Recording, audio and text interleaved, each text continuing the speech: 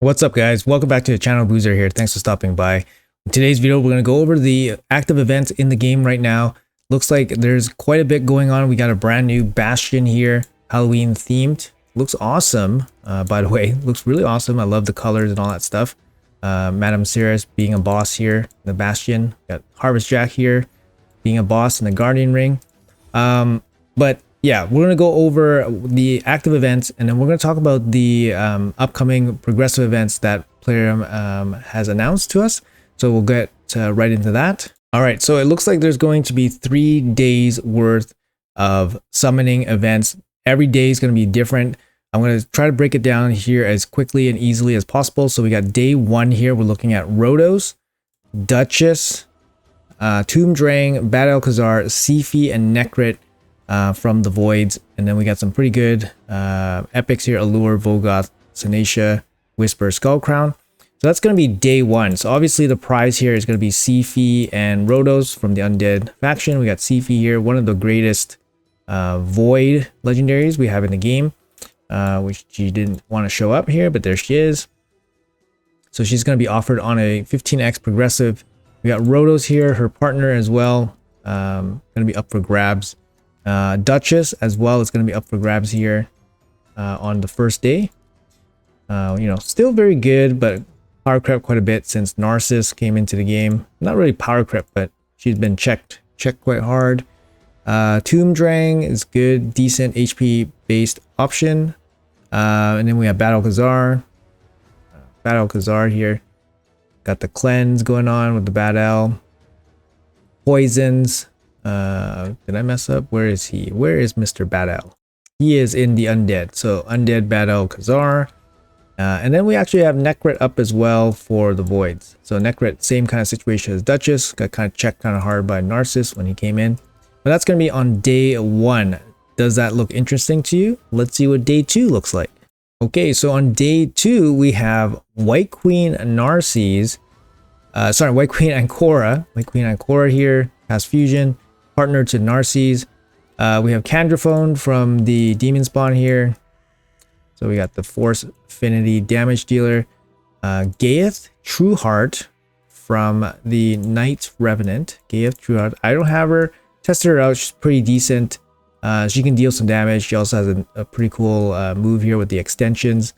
But yeah, pretty cool champion. What else? We got Sissia Flametongue from Demon Spawn. White King Narcissus. Is also up for grabs, but he is a Void legendary, so he will be up for grabs from the Void shards on day 2. And then we have Supreme Kale somehow fitting in there to round out this bunch. This is going to be on day 2. So day 2, what do we got? We got Ancora, Candraphone, Gaeth, Sissia, we got Narcissus, and then Supreme Kale. If you guys are interested in those champions, let me know in the comments below. And on the 3rd progressive day, so this is Sunday the 27th, we have another progressive event, and it's going to be, what do we got here? Demon Spawn, we got Prince Kymar to start. Obviously, one of the GOATs, non-void legendaries, reset ability, very, very strong. We have Ultimate Death Knight up for grabs as well from the progressive event.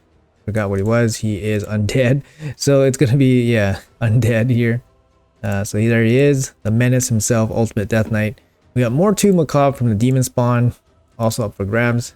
Mortu, I think a popular way to reuse Mortu right now is maybe to counter Marius, because he brings so many AoEs.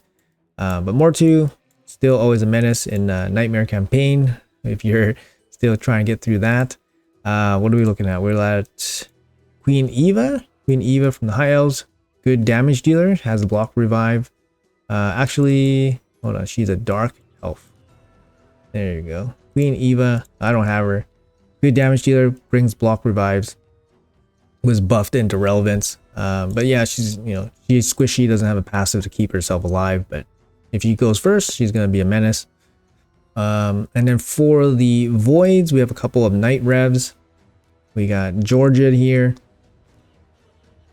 Great champion. Ignore Stone Skin on his A3. Ignores basically every buff, every relevant buff. Grants the extra turn to kill an enemy. Very, very powerful champion still. And then we have Hegemon. here from the same faction. You know, Hegemon probably creeping back up maybe in the arena scene, just because it is like a speed meta, so Hegemon always gets the passive where he goes first. So in the case of a speed meta, having a champion that always goes first regardless of speed is obviously can be useful, but Stone Skins made Hegemon you know, a lot worse for sure. But he is up for grabs for day 3. All right, quite a bit to unpack. So we got a 3-day progressive event. We got this Halloween celebration thing that's happening. We got the summon rush that's happening in about 20 hours. So all 3 of those progressive events will be happening. Keep in mind that none of this is related to the fusion yet. This is just basically like the events leading up to the fusion, which is October 31st. So they announced the fusion already. So if you guys are super interested in, for example, getting the fusion, you should probably skip some of the, like most of these events and just prepare for the fusion itself.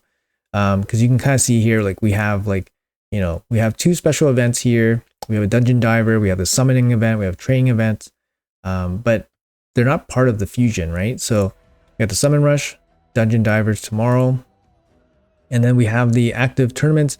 They're kind of like bait-ish tournaments. Like we have Ice Golem tournament. This is going to be really hard for a lot of people. It's going to be limited to undead factions only.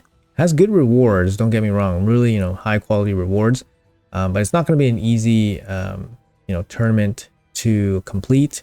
But if you guys, you know, don't stress about this, right? Don't stress about this if you guys want to go for the fusion. These events are purely just to keep people busy, you know, drain some of their resources before they go into the fusion. So don't mind these events. They give people some options, give people some things to do. But yeah, the restricted dungeons. So we got restricted Ice Golem today, and then we have restricted Dragon starting afterwards. We also have this champion training event. Winner gets a 5-star Ultimate Death Knight soul. That's really good. I mean, Ultimate Death Knight with accuracy, with resistance, very, very strong. The thing is, it's a winner take all. And, you know, it's not easy, right? It's not easy to win one of these tournaments. The rewards are really decent, in my opinion. The legendary book, I think, is probably average price. But then you have a mythical book here at 12,550, which is, I think, accessible. And then you have some decent rewards along the way. You have the gem here, we have the half the primal shard, and then we have the medium stone. So I think even going all the way up to get 15,000 worth of rewards for this, I think a lot of people will do. But again, this is not related to the fusion. So if you're interested in picking up the fusion, forget these events. Just forget it. Save up your resources. Get ready for the fusion. We have a decent amount of lag time before the fusion. Usually they don't announce it so early, but you know, it gives you time to prepare, right? A full week, basically a full week to prepare. And in game, in the calendar, they already kind of gave us a little sneak peek at what the summon rush looks like. It's going to be a little frame here, and it's going to look like, you know, yeah, a little Halloween themed frame. You know, that's going to get people to, you know, probably participate and all that. But of course, it's not part of the fusion. So if you guys want to do the fusion, you guys probably need to skip this summon rush unless you guys are super gung-ho about those progressive events.